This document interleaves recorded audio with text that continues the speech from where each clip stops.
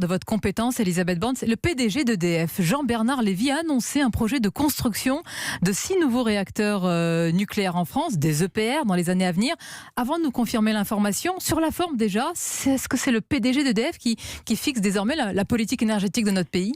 Alors j'ai été également surprise parce que non, ça n'est pas EDF ni son PDG qui fixe la politique énergétique du pays.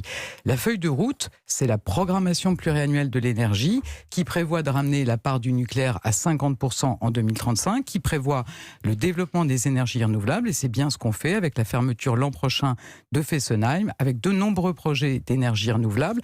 Et donc c'est ça la feuille de route.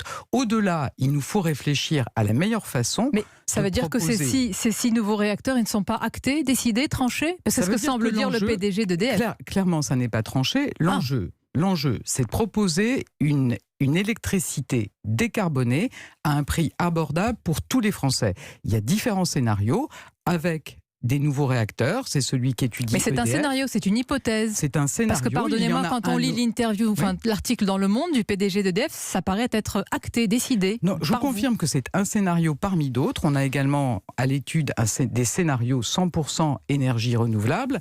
Et vous savez, sur le nucléaire, ce qu'on attend d'abord d'EDF, c'est des explications sur les dépassements de coûts, sur les délais de Flamanville, et le président de la République à bon entendeur, là vous lui demandez des explications avant justement de s'engager apparemment assez légèrement sur une confirmation que vous ne... Le président de la République l'a clairement dit, il n'y aura pas de décision sur des nouveaux réacteurs avant la mise en service de Flamanville. Alors lui, il remet en cause votre engagement. Le PDG d'EDF, il dit, vous voulez abaisser la production de nucléaire à 50% d'ici à 2035, il dit peu réaliste, c'est pas possible, en tous les cas pas avec des énergies uniquement renouvelables et de stockage. Non, écoutez, c'est la loi. Donc, oui, mais est-ce qu'il ne dit pas une vérité industrielle, lui ?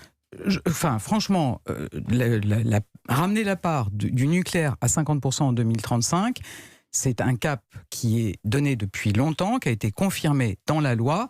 On doit être à 40% d'énergie renouvelable dès 2030. Je peux vous assurer qu'on s'en occupe. Par exemple, il y a la loi, il y a la réalité industrielle. Non, il y a la réalité industrielle. Il connaît quand même son sujet. Ça n'est pas une hypothèse qui a été sortie d'un chapeau. Et donc, on sera à 50% de nucléaire en 2035. Et on étudie différents scénarios, je vous dis, y compris un scénario 100% renouvelable.